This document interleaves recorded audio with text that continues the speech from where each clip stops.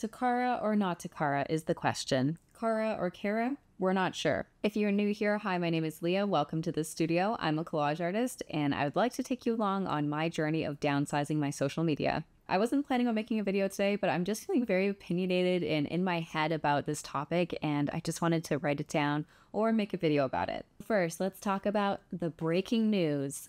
A new platform, all for artists. Are we hyped about it or are we not hyped about it?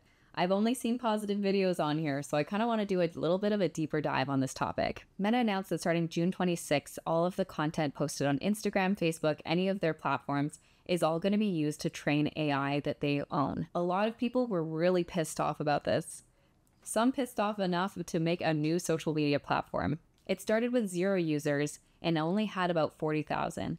But as of this week now, after this announcement, there is now 650,000 users. That is a big increase, let me tell you. I don't know if you were like me, and my Instagram feed was flooded with posts, everyone saying that they were heading to Cara, we should join them. I'm deleting my Instagram basically and heading over there. The reason artists are so hyped about this is because it kind of looks like Instagram from 5 years ago. So it's basically like a photo and video, so very similar to Instagram, but it's in chronological order. There's no games to it, I guess. And they also glaze your images. Glazing your images is basically what they do to make sure that AI can't read the photo. It basically plays with the pixels so that they can't figure out what actually is in the image. Kind of a cool concept. And the last thing is that there's no AI art allowed on the platform. So this is where I'm a little bit confused, and I wonder if you guys feel the same way. Can enough hatred for one app create so much love for another one that's basically the exact same thing, just with some minor differences? People are definitely pissed with the new algorithm. Getting a 1% engagement on their content they are just definitely not happy with. And now them owning the photos and using it to train AI, I feel like people hit their breaking point and are just not interested anymore. For those of you in Europe, I actually did some research, and you can request to make sure that Meta will not use your photos for AI. So you guys have that option. Good for you. Here in North America, it looks like we don't have that option yet. I seem to be the only one that remembers a couple of years ago a very similar thing happening where people were leaving for another platform. I swear it was called Cara. Now I'm just not sure, but I just remember a bunch of people saying like, screw Instagram, let's go to this other place. And then I never heard anything more of that. And I decided at that point to not join it. And at this point, again, I'll give you my answer. I'm not going to be joining Cara, at least for now. I feel like platforms like this come along and fail all the time. The amount of emails that I get telling me that there's a new platform only for artists, empowering artists, etc. is just like astronomical. And I've never really seen one of them succeed. So I'm very curious to see if anything ever actually happens with that. One of the most recent ones that messaged me was Peggy. They do have some pretty interesting ideas. One of them being that every artwork is going to have a footprint. So you're able to scan your piece. And then every time that it sells to someone else, for example, if there's like a collector selling your pieces, you can always track like where the piece is, which is kind of interesting, and you know how much it sells for, where it is in the world. Then you have a website like Artsy, which a lot of galleries use, and you have to upload all your own pieces, and then again, they take a commission from you. These ideas of having a social media platform with all artists is super cool. I love the concept, but I feel like they are just so not fail-proof. And to me, why is that? Is because this is an echo chamber. If you have a place with only artists on it and only art, you're only going to get one thing. And honestly, for me, my content on other social media platforms is so broad, it is not all art. But for some people, that would be very intriguing for sure. If you're an artist looking to sell your work, the worst thing that you could do is just be on a platform with all other artists. I hate to say this, but whenever I'm selling art and someone comes up to me and says, oh, I'm an artist too, there is a 0% chance that that person is buying your artwork. At least for me, I've literally never had anyone say that and then purchase a piece. The reason for this is usually they're doing field research or getting inspiration, which is totally fine. But if you're looking to sell your artwork online and you're only marketing to other artists, the funnel has shrunk significantly from where you started. Most people that are buying art are ones that are appreciators of the art versus ones that are making their own art. That means that these platforms should be made for community building and getting inspiration, not marketing. And out of those two things, one of them I think has a better app already, and that is Discord. I think Discord is way better at creating communities. I'll quickly plug mine, but I have a Discord channel and it is all about collage. If you're a collage artist, get on there and you'll see all the other collage work. You can post your own, you have questions, people answer them. I have all of my events and stuff on there. There's just like a lot going on. It becomes this evergreen platform and for resources. of like, if you ever had a question, you can search it and find what other people are saying, almost like Reddit.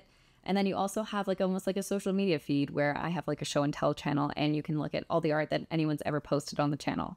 So in that way, I feel like community is way stronger on Discord than any other social media platform. I can imagine like Pinterest not being as good as a channel that is 100% dedicated to art for inspiration, but that is like literally the only reason I would get this app. For me personally, as you guys have noticed probably with my work, is that I'm not inspired by other people's work. I really focus on the magazines and the content that I find to inspire me. I basically have to be looking for images to use, and obviously you can't use these images in your art, and I wouldn't want to. So for me, that completely takes its use off the table. Let's talk about privacy of work too. So when AI first came out, like Midjourney and DALL-E AI, people were freaking out. They didn't want their art taken. Obviously, styles were being stolen. There was the famous case that is linked to the Cara platform. People were not happy. And now as artists, it's very confusing to me why people decided to do art and writing as some of the first things to take over. Why aren't we making people make robots that can just do the stupid jobs that we do every day that are redundant first versus the art part, right? I want the robots to do the hard part of society, not the fun part. But yeah, then we saw this implemented into different things. And as of recently, I don't know if you guys have seen this too, but when you're on Photoshop and you have to opt into their new terms and conditions, it's in there that you are now supplying all of your files for them to use to train their machine learning. At first, I was very hesitant to even sign up for this or even allow it to even happen. So I basically didn't use Photoshop for an entire month, but then I needed it. And so I went in and did it, and I just kind of got on with my life. And I haven't really thought twice about that and maybe what the repercussions of doing that will be in the future. Which brings me to my favorite argument all the time, which is a Barbara Kruger line of who owns what. Yes, the art is ours, but yes, we have allowed them to take it from us for their own training purposes. And people seem to be pretty pissed about that, but I think that they're still using Photoshop and Adobe products in general. Are you using your Adobe products still? I would love to know. So now the social media platforms are following in suit.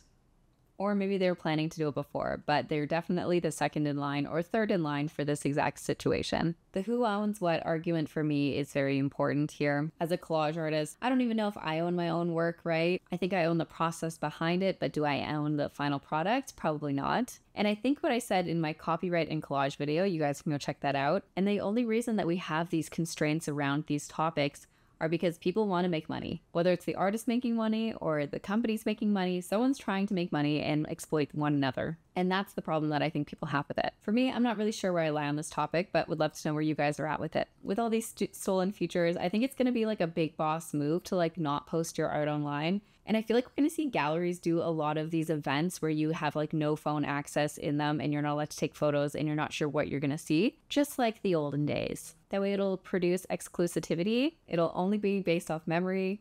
It's kind of an interesting concept. I wonder if we're going to see more of that. I've also decided that I really want to downsize my social media or my digital footprint in general when it comes to my art. A couple of years ago, I heard some whispers about Tumblr coming back. It was definitely my place on the internet. I loved it. I started posting a little bit and getting here, and then I was like, this feels like so much work to start on a blank platform all over again. So I decided to delete it. Then I had Instagram Threads. Why am I using it? I deleted it. TikTok Notes, brand new, already bored with it, deleted it. And the most recent one for me is Etsy. I deleted my Etsy store, which was a big move. And obviously this isn't social media, but it is a digital footprint. This store was basically dwindling. I was referring everyone to my actual website, which I use Squarespace for. And so all my sales were coming through there, and it was basically no sales coming through Etsy anymore. I hadn't gotten a sale in a while, and then all of a sudden I got a couple, and I packaged them, I sent them off. And then immediately after that, Etsy blocked my account and said they were withholding funds due to weird activity. It's like, okay, well, I'm not doing anything weird. I'm doing exactly what the platform is made for. I got pretty pissed about that because it took 4 months to get my withholding money. And I can imagine if you have like a house or something and that is your only income stream, that you would very much so suffer if you couldn't get your income for 4 months. And I've heard horror stories about this over and over again. It was finally just this year where that actually happened to me. And I was like, you know what, this is not worth it. And then the last order I got, I was just about to close my store, and literally like the day before, someone left a rating of 2 stars because the piece was completely crumpled. And it didn't even give me the option to message this person, or they didn't even message me. Like, it was like maybe they couldn't reach me because I was on a blocked platform because they didn't trust me or something. Anyways, it could just like grinded my gears the wrong way. And so I decided to delete my platform completely on there. And it has been very good. That said, I kind of screwed up a little bit and I forgot to download all the customer images on there. So I've been trying to collect them. So if you bought one of my pieces, this is my little message to ask if you can send in some customer photos. Would love them. Now I have to drive all my own traffic to there. And I guess this is where artists are afraid if social media is dying and dwindling, how do they even get people to know about their launches of print and those things and etc. And yeah, that is a really hard question. As I said, now I use Squarespace and Stripe. They pay me within 2 business days. I've literally never had a problem and I've used them for almost 2 years now. So highly recommend those options. I think one thing that the world forgets, maybe that we forget, is that we aren't content creators. We're artists. We're artists first and then content creators. I think a lot of people put a lot of time and effort into their social media, which for some works very well. Especially if you have someone else helping you out with it, then it totally makes sense. But if you're someone like me who has a job, does art on the side, and then needs to promote their work, it's a lot. It's like having 3 jobs instead of 1. I think you need to do what you can, but I think focusing on your art is way more important sometimes. If you're just starting out, it's important to just pick one platform and just really get into it. Maybe just focus on Instagram, for example, for the first year. And then once you do that, maybe you start adding another platform like TikTok, for example, and then do TikTok for a year. And then after that, once you feel comfortable and you have content built up, then you can jump on something like YouTube, for example. I think we should collectively decide as artists that no more than 3 platforms should be used by anyone. It's too much work. It's so much work. With every platform, you're taking away from your precious art time, which is why I know a lot of people keep it as a hobby and don't turn it into a business. So I think there's the strategies like balancing how much time you're putting towards each thing. And YouTube has obviously been the most beneficial for me so far. It's way more work than any of them, but I am getting consistent traffic to my website.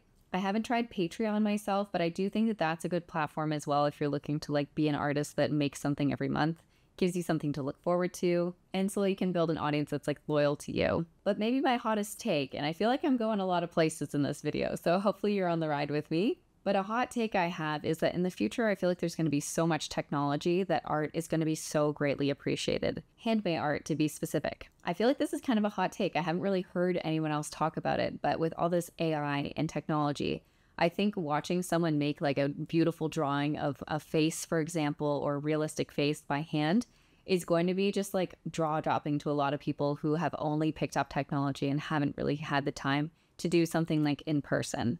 I think we're going to see a wave of people like coming back to these older mediums, trying like rock carving and all of those different things just because our world is so technology based now and we don't love it. I think people are going to crave these natural, authentic conversations. I think YouTube's going to be one of those ones that lasts the test of time. It's not really a social media platform either. It's more of like I post and then you have like a forum of comments. I love the comments on YouTube. It keeps me alive. So as an artist, how can you really relate back to your audience in an in-person environment?